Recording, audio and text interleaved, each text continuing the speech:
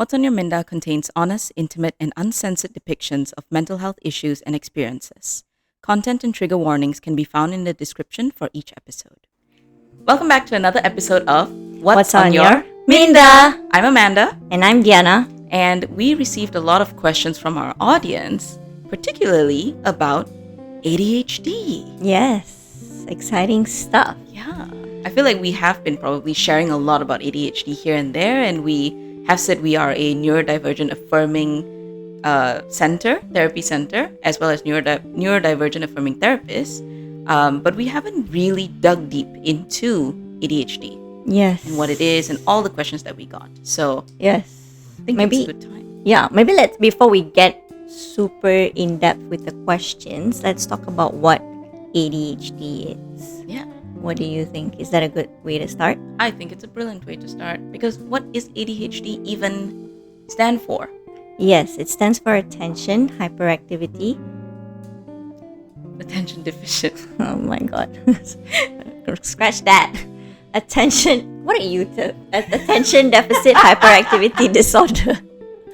Clearly a fail. But yes, let me re-say that again. Re-say? What does ADHD even stand for, Diana? It stands for Attention Deficit Hyperactivity Disorder, ADHD. Yeah, exactly. So what does that even mean? I feel like just from the name, some people will be like, oh, attention deficit, someone who doesn't have much attention or Yeah. focus.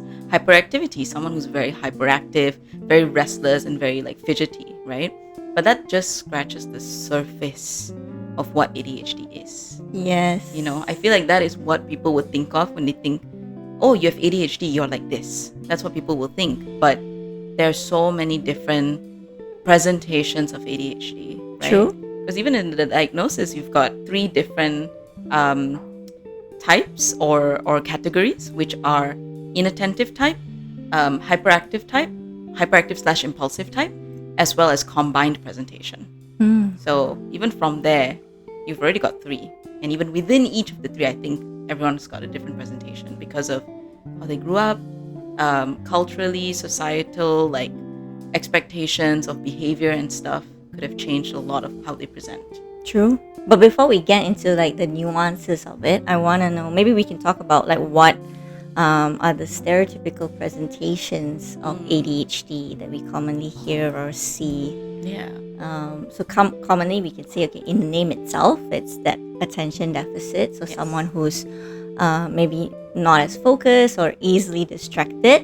That's the kind of stereotypical presentation. So you're talking to someone and they're not listening, I guess. Yeah. That's one of the stereotypical presentations. And besides that, well, what else are some of the stereotypes besides the attention deficit? The forgetfulness, Forgetfulness, yeah. the misplacing things, the hyperactivity, finding it difficult to sit still, or commonly in children or in students that they're struggling to sit down and pay attention in class, right? Well, you know, there's a lot of restlessness, a lot of fidgeting, that part where you can't sit still. But also I think maybe commonly associated with ADHD is like you said, forgetfulness, but also people who are late, people who are very talkative, people who are very loud, you know, and excited all the time because of that like hyperactivity. I think Yeah. that's the stereotypical presentation, at least in the media, or what most people know of True. what ADHD is. So with that, let's get into the questions that we received on ADHD today. So one of the questions we received was, is it possible that signs of ADHD wasn't visible when we were little, but it's actually there when we're adults? I feel like that's such a good question, because then we have to look at what is this disorder, this condition anyway. It is a neurodevelopmental disorder, Yes. which means it is in your brain, which means your brain has developed a certain way, and you've had your brain since you were a child. So the answer to that is, I would say two ways to go about it, right? Because one, it was most probably, or like, I mean, it definitely was present when you were younger, because that is how your brain is.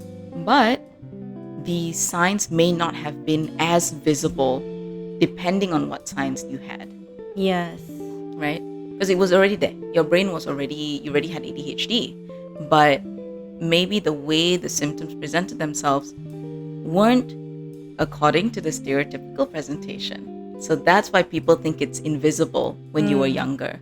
But technically, if you really look at the other presentations and the other symptoms that we now know, they were probably always visible. Yeah. The thing that pops in my head is kind of even just listening to the labels that you've received as a child. Again, this is not to encourage self-diagnosis, but it's, just something to ponder on, like people who may have only noticed their symptoms or the symptoms or the difficulties as an adult. Yes. Also comes with that awareness, that understanding, and considering what do you call it, like a perspective shift of like, oh, this is apparently not everyone struggles with this, for example, or this is not just a personality trait, this is not just a me thing, right? This is actually something about my brain and how it works, and it's something that I've actually dealt with maybe my whole life, but have only now gotten the language or the terms to define it, right? You agree? I agree completely.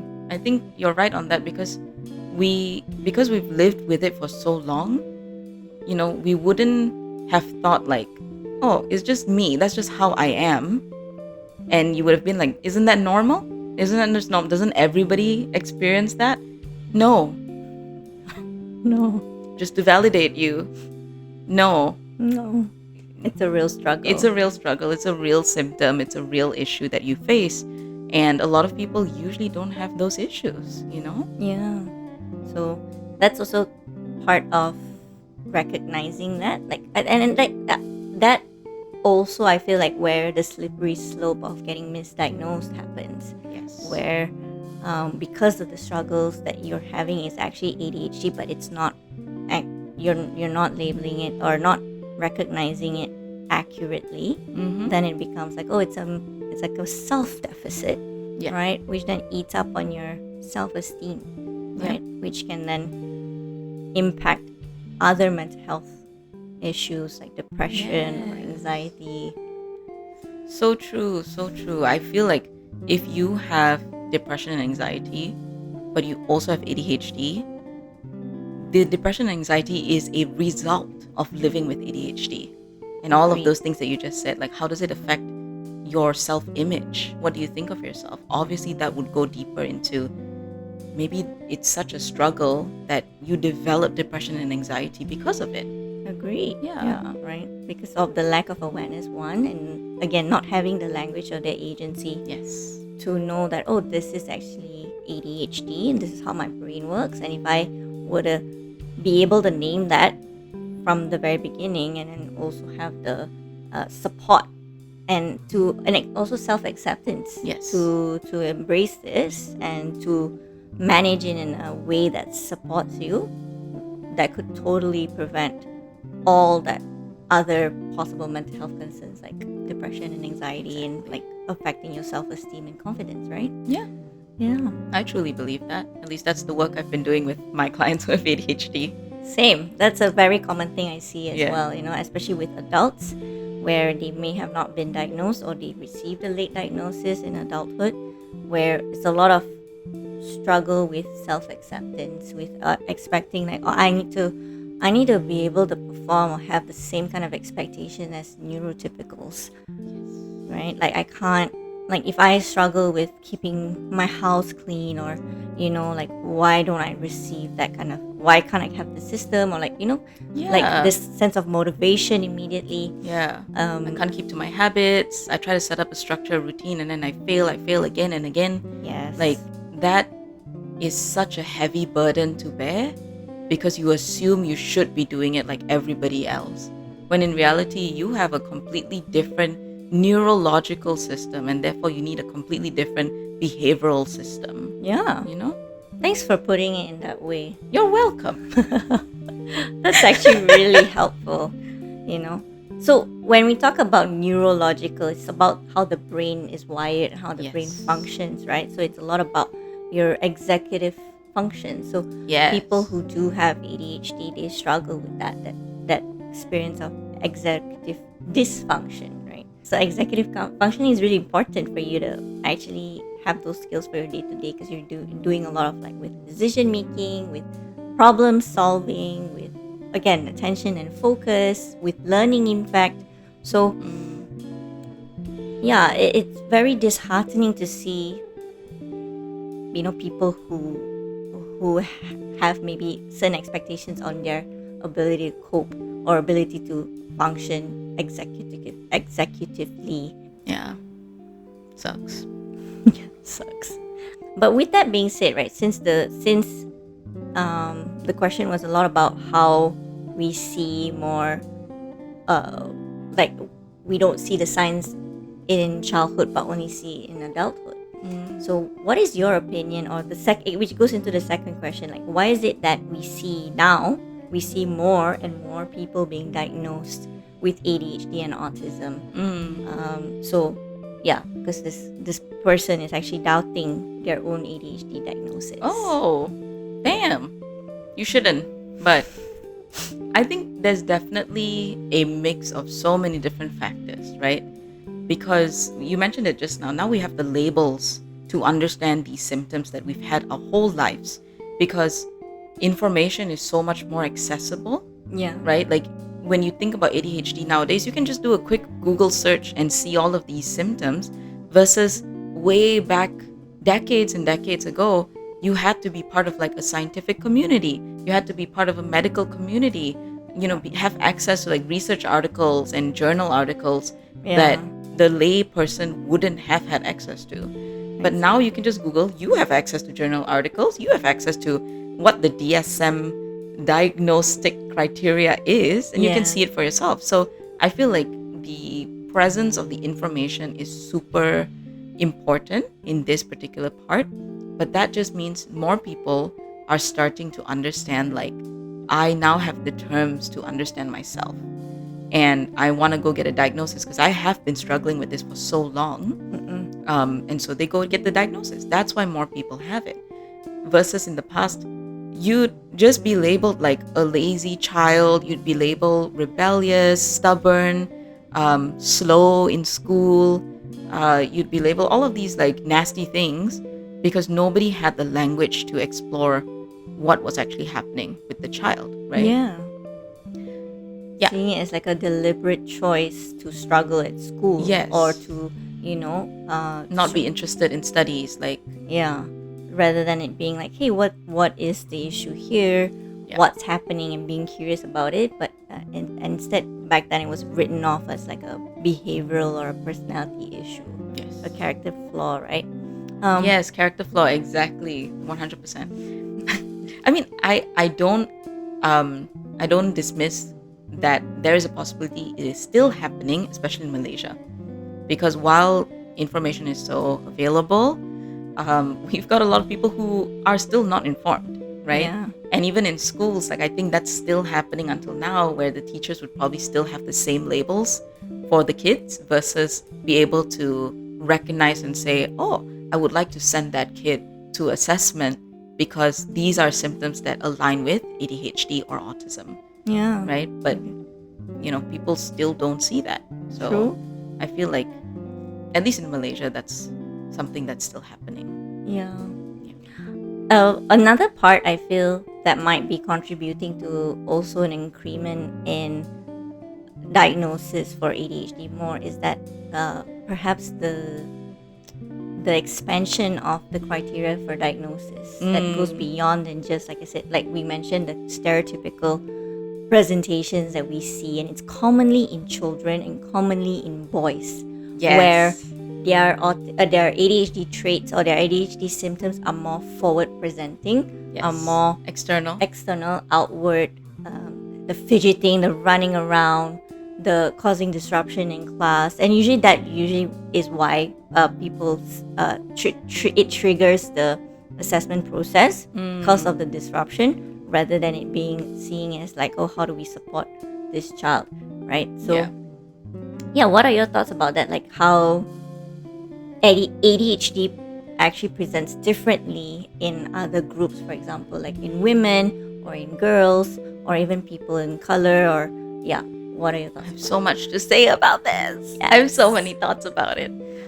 Yes, you're right. Because early days, the DSM diagnostic criteria was based on research that were done on boys with obvious ADHD, Yeah. right? So they were able to use that to come up with the criteria. But obviously, boys with ADHD are not the only people in the world who have ADHD. No. Again, it is a neurodevelopmental disorder. It can affect anybody with a brain. Yes. And that's everybody, right?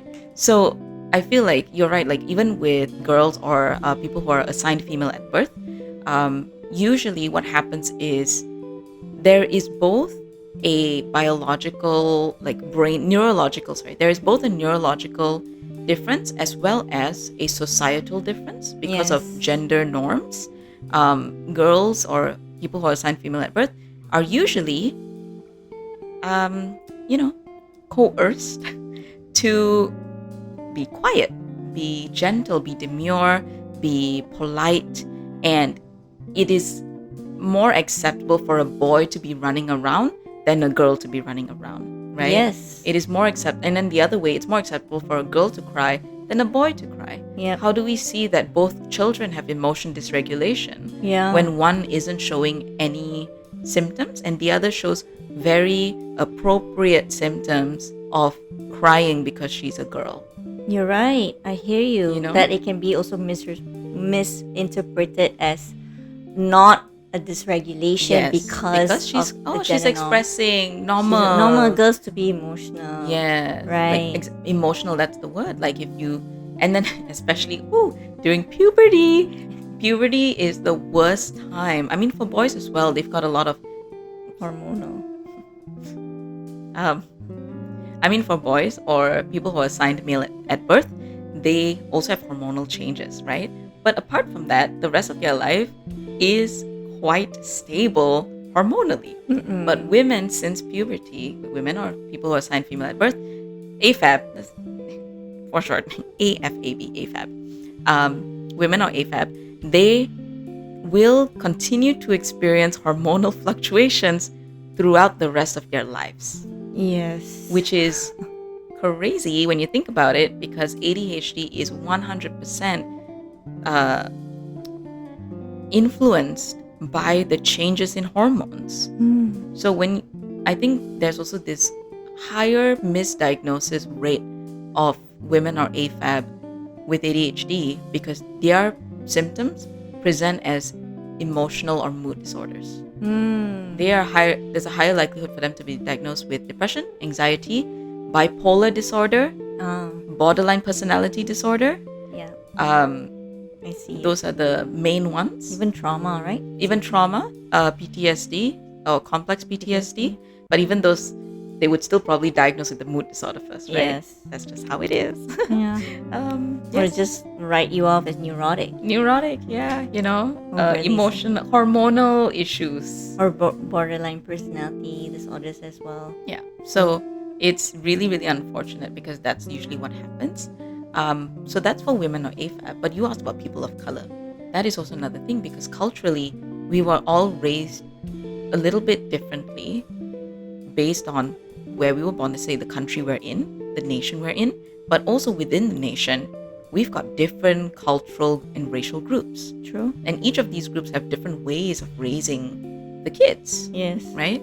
I mean, of course, like generally people would say, like a lot of research says Asians compared to Westerners. That's a bit of a difference there already. But deeper within, of course, there's even more differences. Yeah. I don't think there's a lot of research, at least I've not come across them specifically within our culture and like in Malaysia, but I have seen it done in like comparing people in the Western culture. So for example, Black people versus white people versus Asian, Hispanic people in the US. And a lot of the symptoms that are presenting in Black people are so different because of cultural influences. Can you give an example? I cannot Okay. because I can't remember. Okay. That's But fine. if I find the research, I will link it down Down below. Do you remember any examples maybe for in gender differences, like how it might present for AFAB or women Yeah. versus in men? Like for example, let's talk about one of the criterias, which is maybe what's a common criteria? Hyperactivity.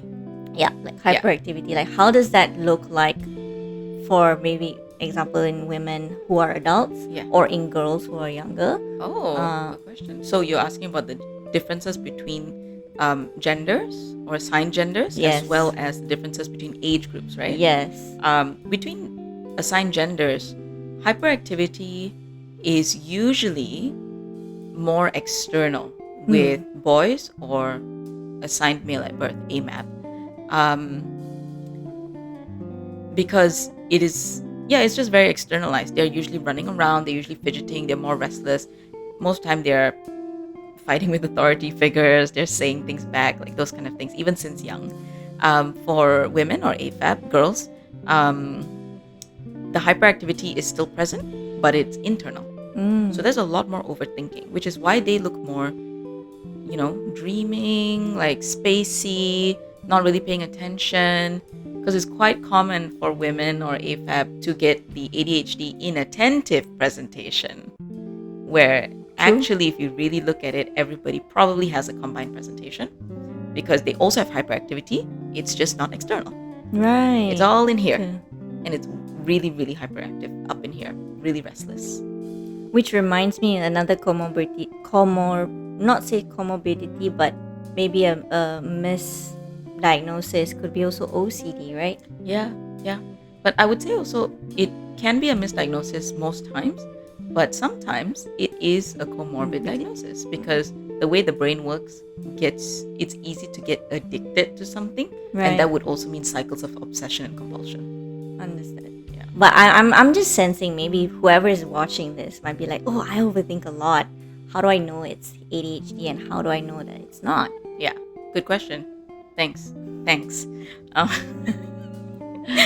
Well, you need the other symptoms. Yeah, the Like other that's symptoms. that's something that we can't forget. It's that ADHD is a collection of symptoms, right? You need to meet all of these criteria and to make sure that everything else is ruled out. That's how the diagnostic process works anyway. If there's something else that explains your experience better, then it's probably that. But if that doesn't explain it, you've got all the symptoms listed for ADHD, nothing else seems to fit, then it's most probably ADHD. If your only symptom is overthinking, you're not a forgetful person, you're like pretty on top of your game, you are good at like organizing things, scheduling things, you're good at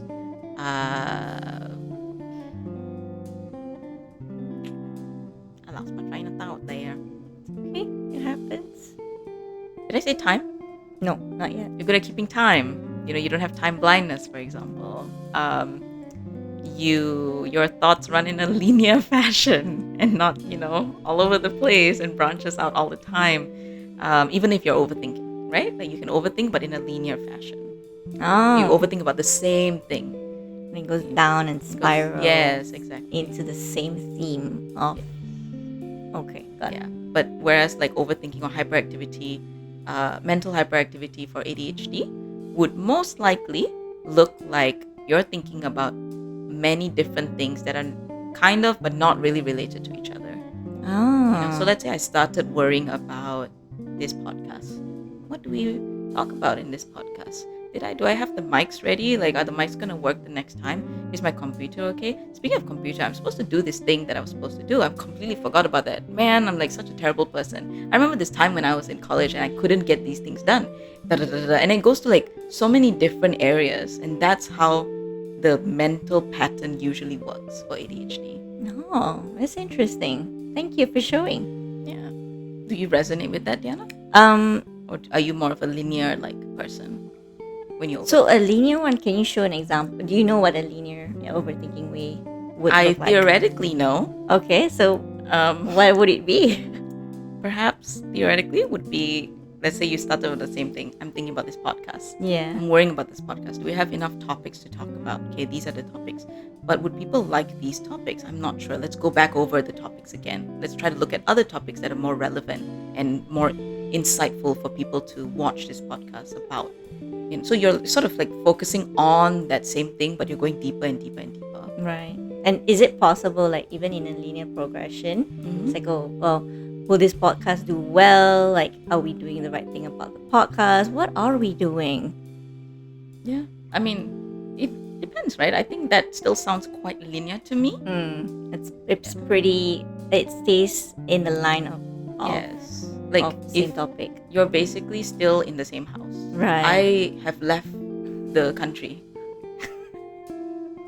You know what I mean? I took a flight twice. Yeah. I'm in 3 different countries by this point. I would say, like, when you had the thought of like, oh, that memory, that one time of that, and then the laptop thing, that wouldn't come to my head. Oh, okay. It would be a lot of like, oh, about the podcast.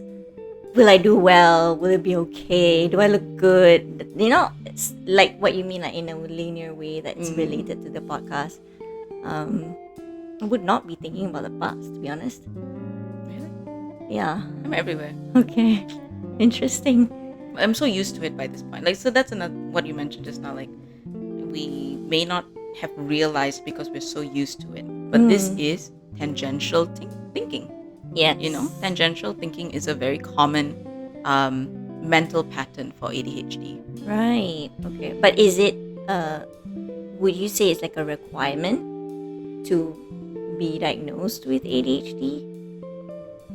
Or It's not part of the criteria, right? but I would think it is a requirement because that shows that's quite a big symptom for like how but the it makes brain sense, works. right? Yeah, it makes sense that even if it's expressed, you can see the disorientation, Yes. right? So it's just now internalized. Yes. Which, on that note, I do think it's important to kind of address one thing, if it's okay, about masking. You know, I think I hear a lot about this term masking, especially commonly with people who have ADHD.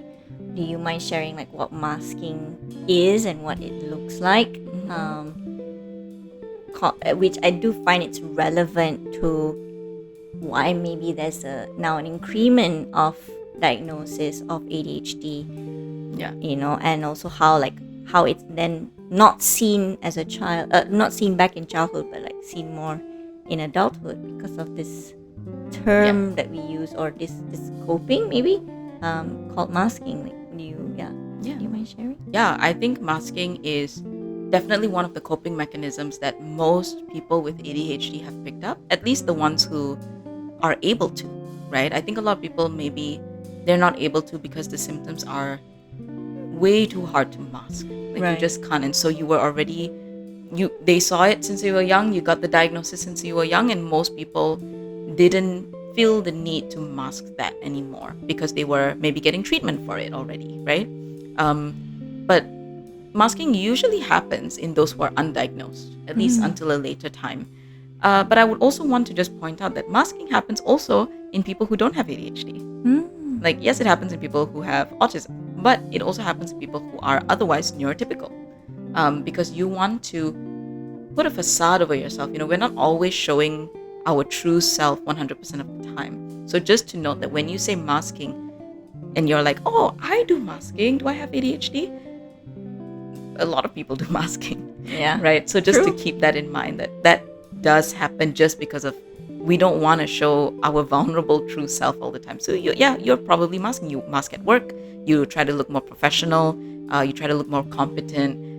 Maybe you mask with some friends because you're not super comfortable with being as open as you want to be, right? Yeah.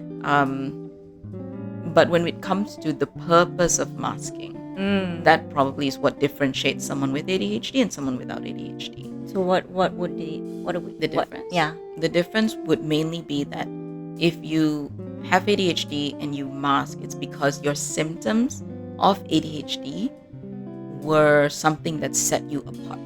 Right. It's not a personality thing. It is these symptoms that you struggle with, right? Okay. So for example, let's say, so you see me as a very confident person. Okay. Is it not true? It's true, yeah. Okay. But okay, yes or no? Yes. Okay. So you see me as that confident person. It Oh, is. I see you. Yeah. Oh, yeah. I thought okay, pause. I misunderstood. I thought I see you. Yes. Yeah. You No, see me. I heard you seem like a confident person. Oh, yeah. No, okay. Oh, no wonder. Okay. I'm freaking out. I see you as a Okay. confident person. Thank Yes, definitely. It's fine. So, yeah. So that is a mask that was necessary for me because if I didn't have that mask, I would be a mess. Right. And everybody can see that mess. And that mess comes from executive dysfunction, emotion dysregulation, always being late, always struggling with like personal hygiene and grooming. But I had to mask all of that and be like, I'm fine, like things are good. Look at me. And then a lot of, I don't know if this is like what a lot of people with ADHD share, but sometimes the masking can become another persona. Right. And I am not this person in these groups. Right. I am a different person in each group because I mask according to what I need for each of these groups, right? Does that mean like all Geminis have ADHD? Personal attack? Or does all ADHD people who have ADHD are coincidentally Geminis? You're bringing pseudoscience into this. Cut that. Don't I'm not post gonna it. cut that. I'm gonna put it out there so people can Call see myself out. how Diana talks. But anyways, continue. Yeah. Yes. But anyways, so again, it's the purpose. So masking,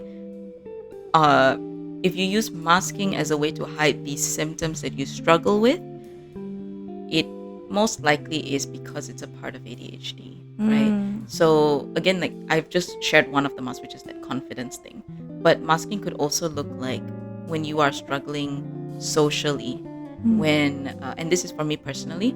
So people with ADHD have the tendency to be so hyperactive and impulsive that they interrupt people a lot when they're speaking.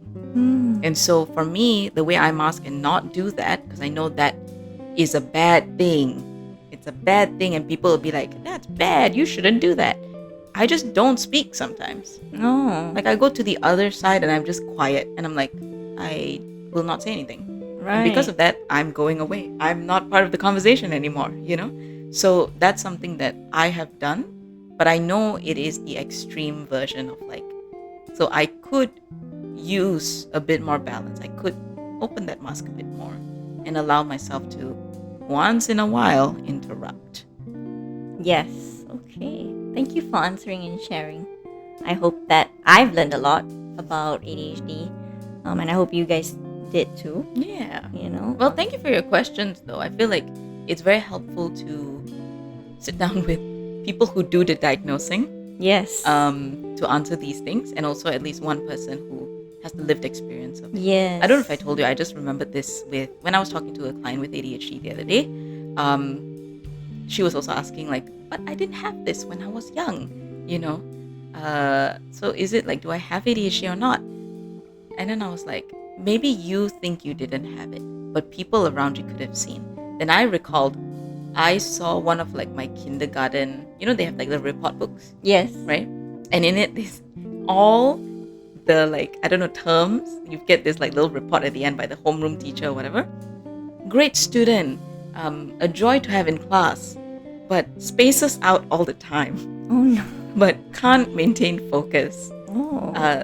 Daydreams too much. Oh my gosh, these are like archival evidences. Yeah. And I'm like, huh? Because I thought I didn't have it at all. And I was like, maybe this is a thing. Maybe I'm questioning myself. Like, it's just adults, the pandemic affected all of us. We're all like, right. Yeah. But like, and then I looked at these things. I'm like, No. mm-hmm. Which actually goes down to the most important criteria for ADHD, that it is present since childhood. Yes. So a big part of it is whether or not you see it. Maybe like what you said, other people will see it, right? Yeah. That's cool. That's what it is. Go look at your kindergarten records. See if you there's still any. have them. Yeah. See if there's any proof since you were young, which they probably will be because Malaysian teachers are quite judgmental. No offense to teachers. I think that's just how the system is. Yeah. Right. But yeah. Especially in our days, not now, hopefully. Yeah, hopefully not. But now. like, 20, 30 years ago, like True. this was usually the way, right? Yeah. And like it was also like due to the lack of awareness, accessible information. Yeah. Yeah. Exactly. If you do have more questions about ADHD, please let us know. Yes. You can DM us on Instagram at Minda Psychology. You can email us with your questions at hello@mindapsychology.com, or you can visit our website to learn more and also send us, get in touch with us through the website at mindapsychology.com. We'd love to know more about what you think about this episode and if you have any further questions. Yes. So with that, this has been another episode of What's on your Minda? Thank you so much, and we'll see you next time. Bye.